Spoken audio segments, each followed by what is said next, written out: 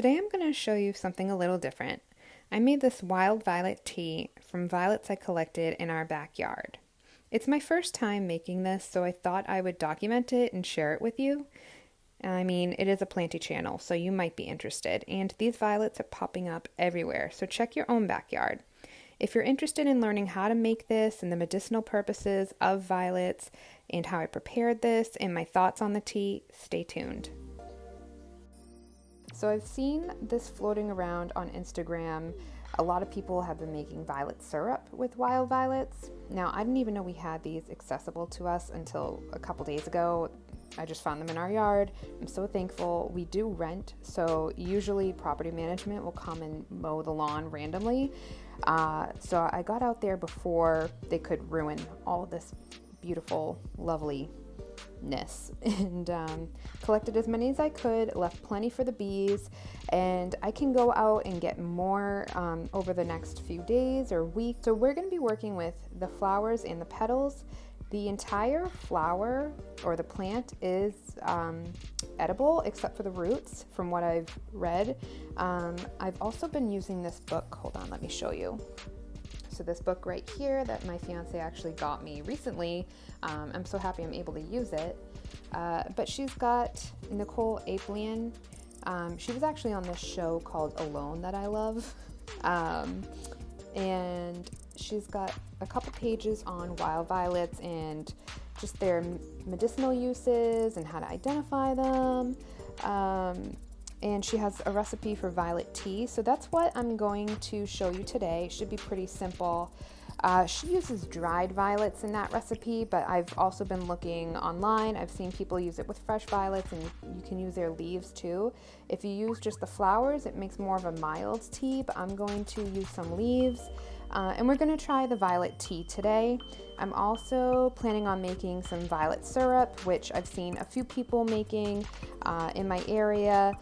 I know Pam from Pam's Pretty Plants just put out a video today on making violet syrup. I haven't been able to watch it yet. I can't wait to watch it.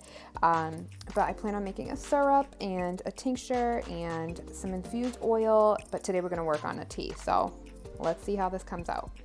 I feel like it's important to show you how to ID a violet.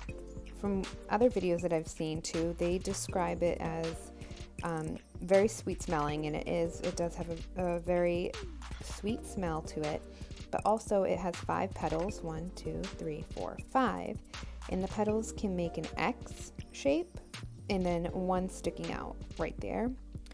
So that is your sweet violet, and the leaves are shaped like a heart, which I thought was really cute. So it's got this heart-shaped leaf with the rigid edges. So that is how you can ID the sweet wild violets that grow everywhere. I also just want to add that if you are going to pick wild violets, please just make sure that the area that you're picking them from is free from dogs, any other big animals, but mostly dogs. So like a park, because they go to the bathroom everywhere, and you don't want to be picking flowers that dogs have peed or gone to the bathroom on. So I felt comfortable because these are from our backyard. No one has any dogs in this house, so yeah, just watch out for that. Pro tip, but not a pro. And also on that note, you want to make sure that your wild violets are in a location where they are not being sprayed with pesticides or weed killers, anything like that. So again, your backyard would be perfect because you know what's going on in your own backyard. However, if you've got like a family member or close friend or anything that'll let you pick their violets, who does not have a dog and who is not spraying any insecticides or anything, go over to their yard too. But yeah, so no dogs, no pesticides, weed killers, nothing. Okay, you need to add that in. So step 1 is finding the violets. Step 2, making sure that they're not in a location with dogs or any chemicals. Step 3 is rinse off the violets and the leaves that you found. So we brought ours in and I put them in a bowl of water and rinsed them off real good. You just want to get off, any extra dirt or any tag along, like buggies. We were finding all kinds of things outside, like slugs and stuff. There weren't any slugs on these ones though, but my toddler had fun finding the slugs and the worms outside. It was a drizzly day, so it was perfect. So, yep. Step 3, clean the violets. I have mine drying out on this towel on top of a pan in case I want to move it around, because I do want to use these for a bunch of different things. I want to try out the tea today so I can use the fresh flowers and leaves today, but I also want to dry some out to save some to make tea in the future. I want to try the violet syrup that everyone's been making. I want to try to make an infused oil and a tincture as well. So yeah, we're doing lots of stuff today with these. All right, so I got my little tea infuser here. Hello.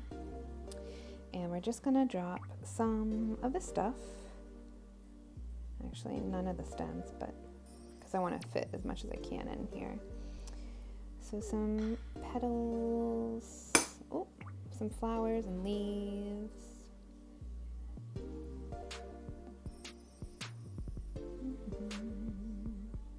Are you as excited as I am? I'm pretty excited. And so then you're supposed to add some, she mentions boiling water in her book. I've seen other people say hot water. So I have an electric kettle. I just set it to like white tea setting. So it's hot but not boiling. We're gonna let this steep for about 15 minutes, 12 to 15 minutes.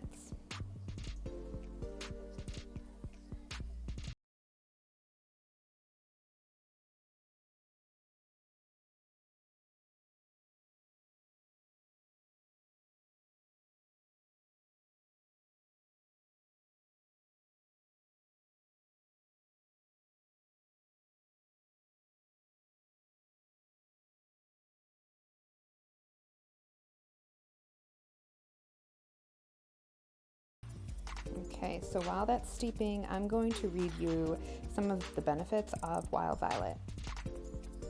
So this information is coming directly from Nicole's book, but you can find it all over the internet in other sources as well, books and all that, but this is coming from her book. So what she writes is that wild violets are an excellent tonic for helping the body detoxify. They strengthen the immune system and stimulate the lymphatic system.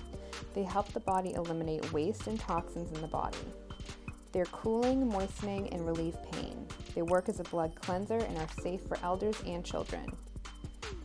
She used the flowers and leaves internally as a tea or a tincture and externally for skin conditions. It's good for sore throats, colds, sinus infections, and other respiratory conditions, such as bronchitis, whooping cough, and dry hacking cough. It's an anti-inflammatory, so it's good for arthritis and joint pain. It's good for minor scrapes and bruises, so you can use it as an analgesic. And like I said, it relieves pain. It says use the tea as a wash for areas of skin or apply the flowers as a poultice. It's also a mild laxative, so there you go. It's known for lowering cholesterol and blood thinning. So yeah, it's got a lot of good uses. It goes on and on. It's used for skin conditions, bug bites, eczema. So yes, I mean, you can do your own research as well, but it's so funny because people look at this as a weed in their yard when really it's natural medicine. So, just do a double take next time you see these popping up and just pick some.